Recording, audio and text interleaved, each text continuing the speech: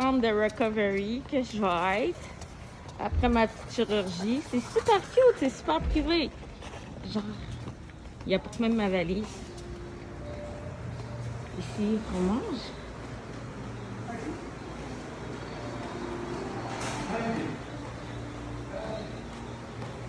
Oh my god, that's so cute. Hai sto Sindalia Tatene.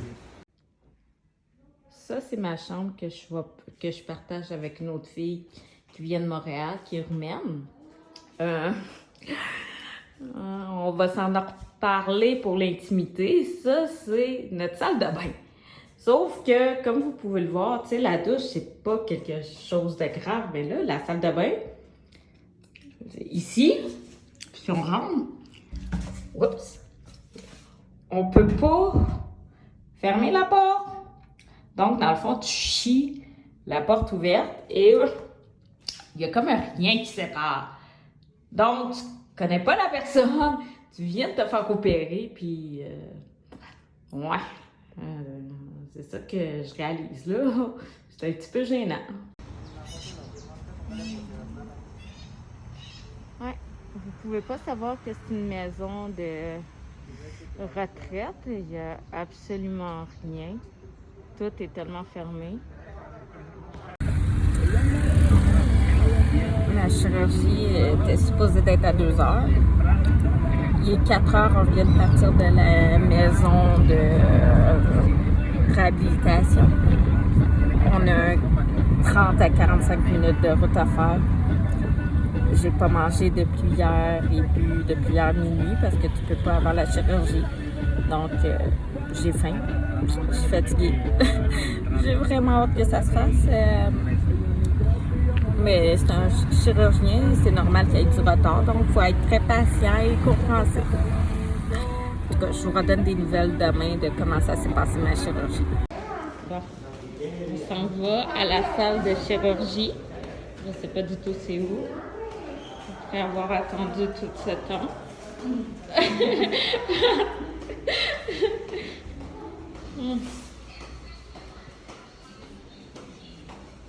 It's the moment.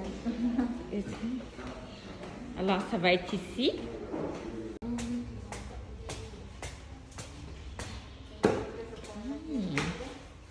Hola, hola.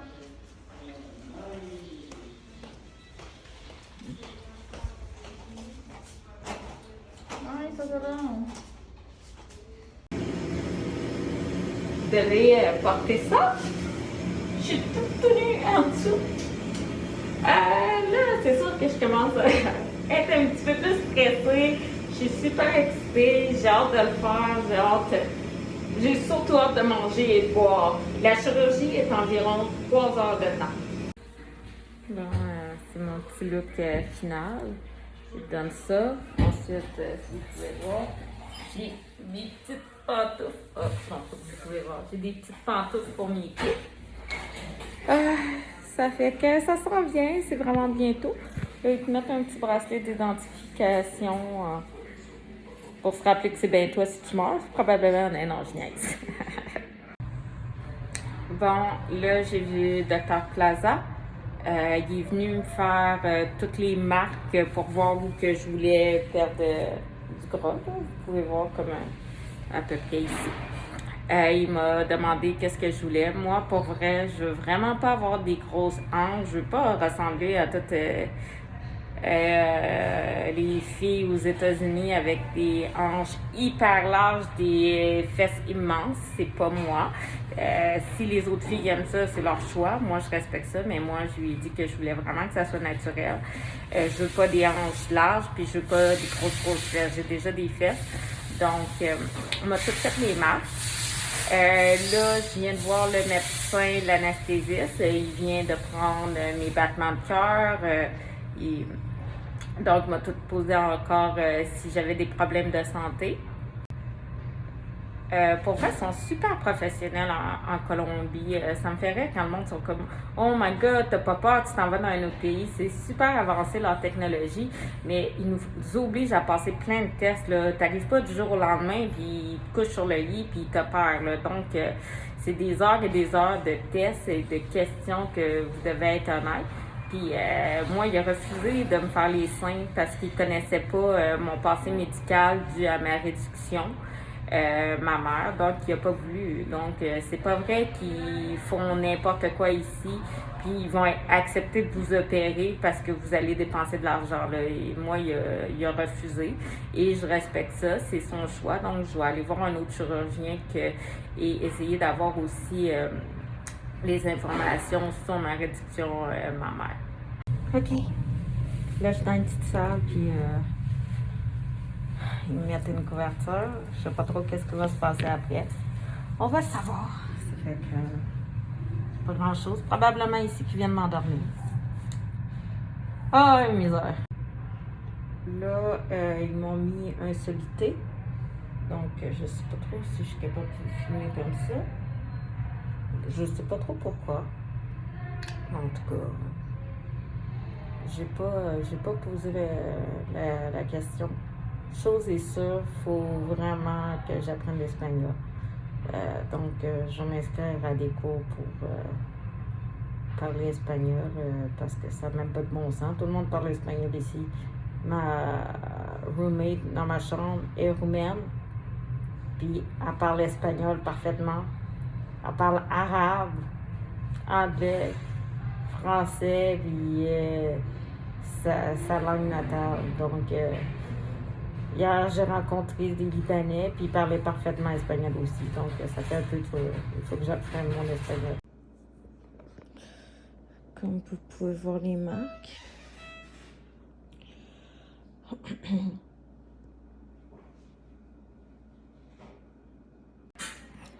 Je suis sortie de ma chirurgie environ vers 11 heures.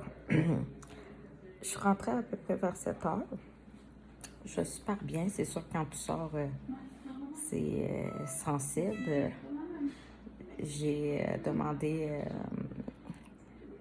des antidouleurs parce que si tu peux payer pour des antidouleurs, pourquoi ça ne me tentait pas de sentir le mal?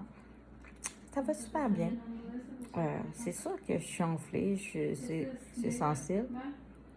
Ça me fait tellement rire. J'ai demandé, j'ai dit, j'ai faim. J'avais pas mangé depuis hier minuit. Il m'emmène un spaghetti au beurre avec un sauté de bœuf, une petite salade de légumes, une soupe, puis un couteau. Là, je demande, je peux-tu avoir une fourchette et une cuillère? Le gars me regarde, on n'a pas de fourchette et on n'a pas de cuillère. Il faut que tu manges avec un couteau. J'étais pas très impressionnée. J'ai mangé 2 bouchées avec mes mains. Là. Qui a envie de manger avec ses mains un spaghetti au beurre?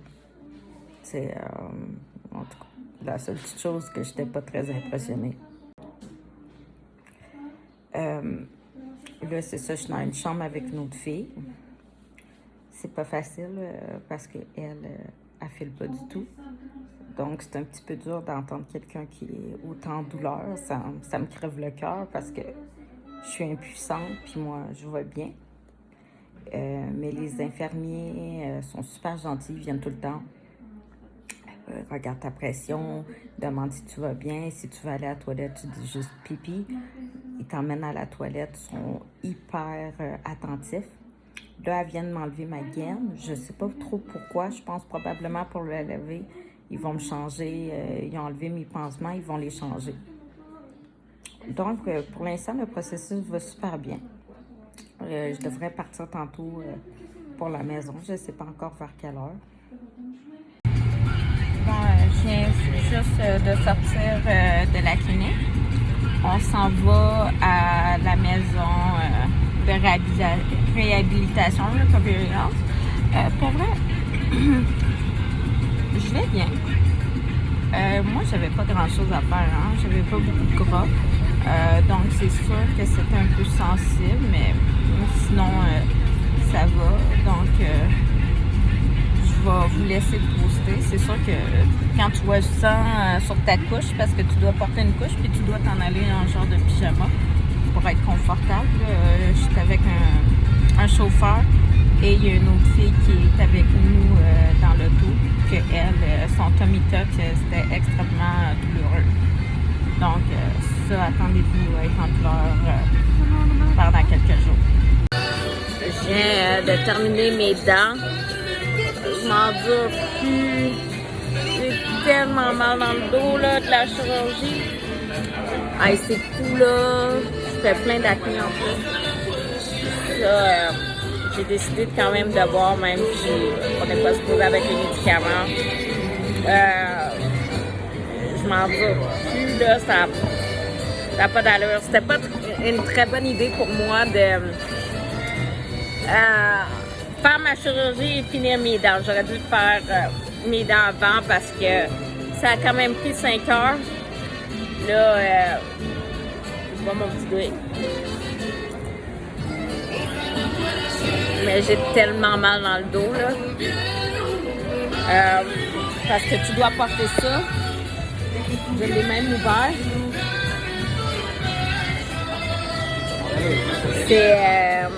C'est pénible. Vraiment pénible.